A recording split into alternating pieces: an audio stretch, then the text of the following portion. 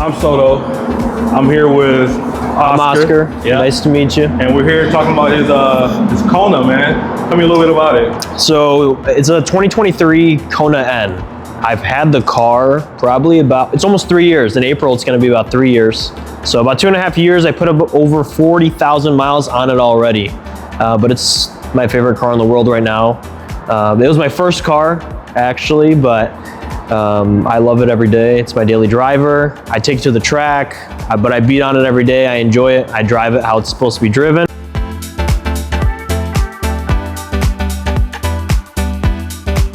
All right, all cars, why'd you pick this one? So that's actually an interesting question. Yeah. Because it is a very awkward kind of car at first, and I like to be unique, so I picked something different.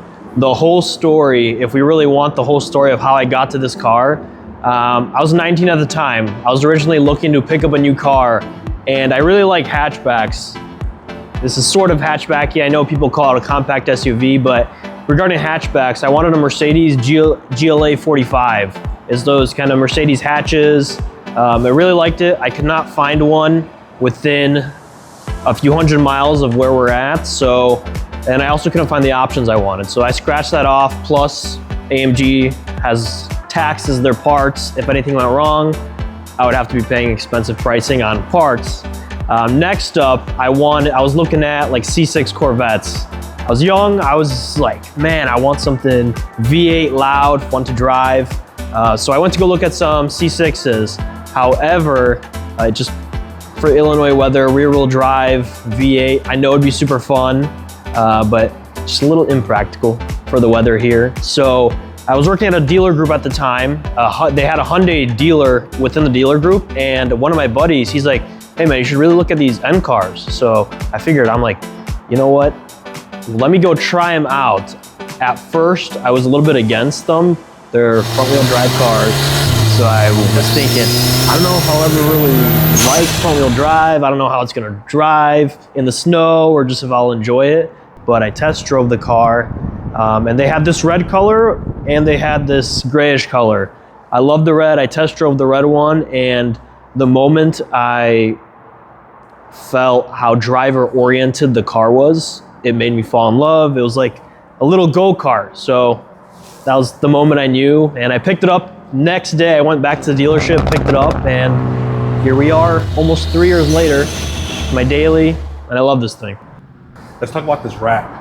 All right, like, so we'll go into the wrap idea. That's probably what gets everybody's attention. Yeah, so I started doing this wrap stuff May of this year, actually. So a few months ago, but I really just wanted to stand out, to be honest. Like I said, I like being unique. At first, I had a nice Red Bull design on there.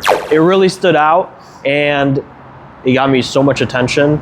But it was sort of race inspired, and it looked good on the racetrack. But now I designed myself this Motul livery on there, and I've just been running it because I enjoy the different design on there. There's nothing out there like this with this wrap, so that's where it makes it a little different. I know the N cars are coming a little bit more common, but with the wrap, nobody is like mine. Why shells though?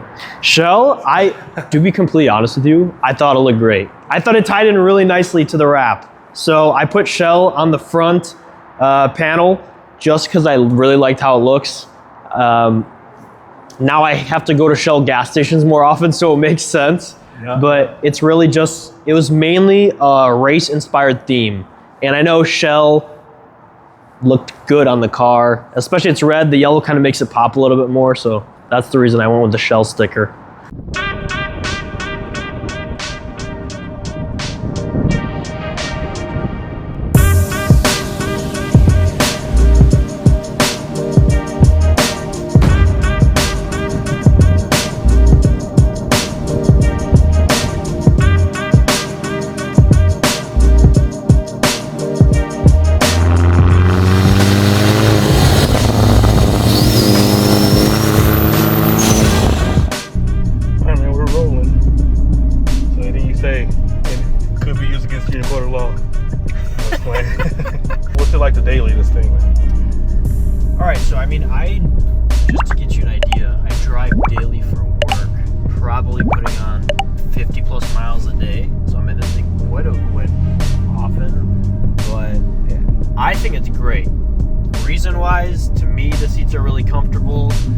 thing doesn't have the bucket seats like the Elantra then, but it has these nice, you know, these seats feel good. Like, do you feel like you're gonna? No, I don't feel like I'm gonna go anywhere. Right, exactly. So I feel like the seats hold me in great, especially if I'm like driving fast on the highways. Because usually I'm speeding and I beat on the car every day. Because I'm a believer that you should drive the car for the way it's made. This thing's purpose is, in my opinion, not a factory like track car. You could have got a regular Kona without the N-Line spec. Right. If you didn't want to beat on it already. Exactly. You got this spec for that exact reason. For that exact reason. Yeah. And you have all these different, you know, like modes. I'm always in the track mode. They call the N mode, where you know, your steering wheel's a little stiffer, suspension stiffens up. You get like the open exhaust valves, and you just get pops. Much more responsive on throttle, braking, transmission itself. But daily wise, back to, you know, the overall topic. It's comfortable because it's small and it's very zippy, I guess you can call it. You know, I can get in and out of traffic everywhere really quickly. Like I said, very responsive, very fun. That's what's most important to me. That I enjoy the drive every day, right?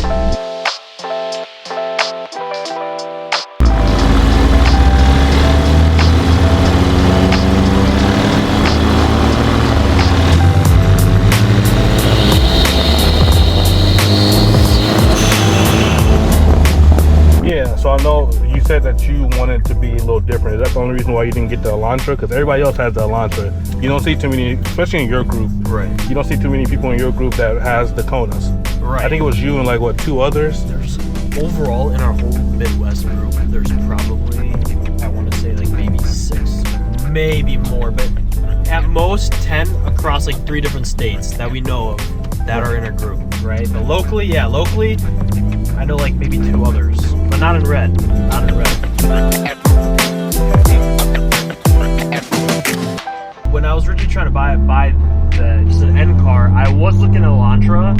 In my head, it looked a little bit better out of factory compared to the Kona. Because at first, when I saw the Kona just was released, I honestly thought it looked horrible. I thought it looked awkward because you have like the 2 stacked taillights. Yes. And everybody's like, you know, it looks kind of weird. I'm like, yeah, it looks a little weird. But then when they're done right, and I'm so happy I picked this thing because, like I said earlier, I love hatches. And to me, this is like a big oversized hatch. Compared to the Elantra, it's not as common. Not as common. And I like that. Let's talk about the group a little bit. Tell us about the group a little bit. So for what's people, it called? Yeah, so people who don't know, I help run N Club Midwest, and I run it with my other buddy Anthony. He's the whole leader of the whole group, president. And what the group really is just N owners. We started off in Illinois, but we're in Midwest, so we expanded towards Wisconsin, Indiana, and Michigan primarily. Some other local states, but in those 3 main states is where all of our guys are from. What we do is we set up events, track days, just get-togethers of all these N guys, and we enjoy the cars. We try and spread the knowledge about these cars because they're so new. Right. Not a lot of people know about them. So they see Hyundais, they're like, oh, you know, it's just another trashy, kind of crappy car. When in reality, they should be getting more recognition just because they're... I'll be one of the first to say they're reliable cars. These N cars are reliable. I know sub models of Hyundai are not reliable, and I know they have issues, but throughout our 300 plus members, there have been no problems. Look at that guy. He wants to go. Yeah, right.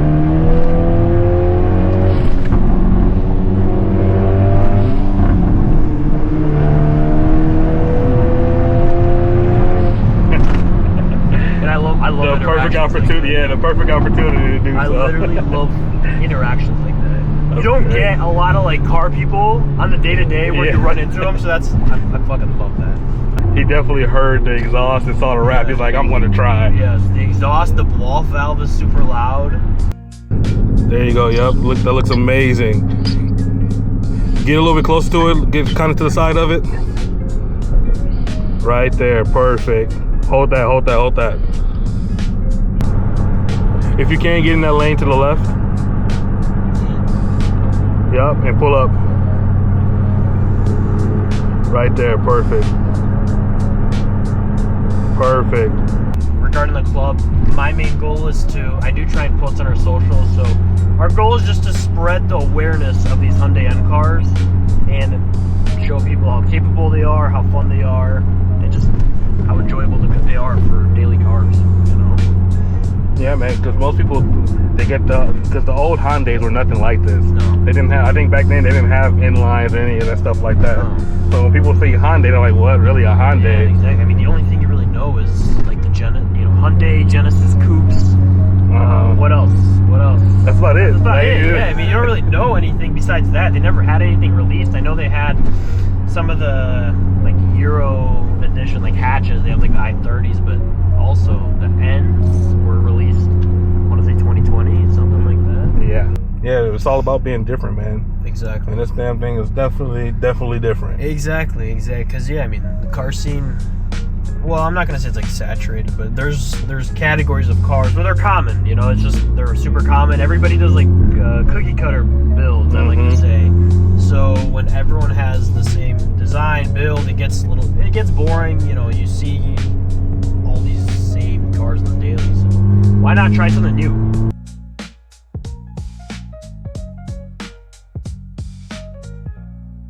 So it's only these two cars, the Elantras and what about AJ's old car? So he has I'll call it like an i30.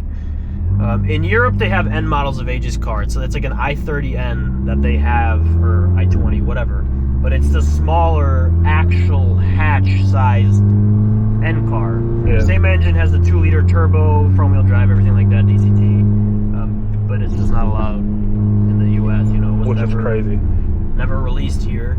So out of new N models, yeah, you just have the Elantra and the Konas here in the States, and then of course the older Velosters, but they did end production on those. So overall we have 3 N models, and that's what our group consists of.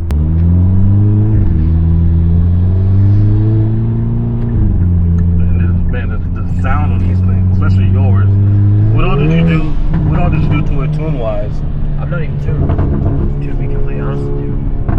So there's no tune on my car. What I have done to my car, just like sound-wise, I'll say is my exhaust, and it's a full exhaust, so it's a catback exhaust, and it has a non-resonated mid pipe. That's why the tone is a little deeper compared to stock. Stock has nice burbles and everything, but I did exhaust. I just wanted to sound a little bit deeper. I just More aggressive. to open it up a little, right? Right. I felt it was a little restricted. Other than that, I have an intake and then a HKS blow-off valve. So very kind of JDM-esque sound to the blow-off valve. That's why I chose it. Everything was super easy. You get all the nice turbo sounds. All the nice turbo noises. I know if I wanted to, because I have a closed cold air like boxed intake, so you don't get all the induction sound. Where occasionally you'll hear it initially, but I am very satisfied with the blow-off valve. Yeah. It's just it's an iconic. The HKS is such an old. It's such an old brand, bro. It is an old brand, and it is very. I'll call it old blow-off valve, but not because it was used so often in the JDM. It was in everything. Yeah. You had HKS was like the #1 brand, especially when it comes to blow-off valves that you can get. Come back over behind us. Oh, nice action shot. Good. Now back to left. Perfect. The camera lost you. I'll fix it. Yeah. I'm on you. Hold on, right there. Stay there. All right, you're locked again. Let's talk about specs. What you got? Okay, so regarding specs, I have, starting off, some of the first things I did. I'll start with engine-wise. All right, so engine-wise, we have a 6th element, full intake with a turbo inlet. And then I also have an HKS blow-off valve that I put on. Gives it that nice JDM-esque blow-off noise. What else did I do? Dropped the car on H&R springs. Previously, the car, I want to say, there was this big of like a gap in there, so it dropped at about 1.5 inches, I believe. Considered coils, but if I do coils, I want something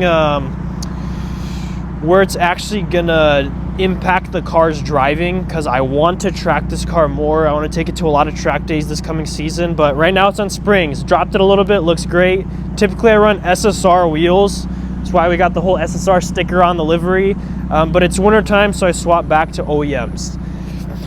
Exhaust wise, I have a full exhaust from AFE. It is a non-resonated mid-pipe, and then obviously the full axle back as well.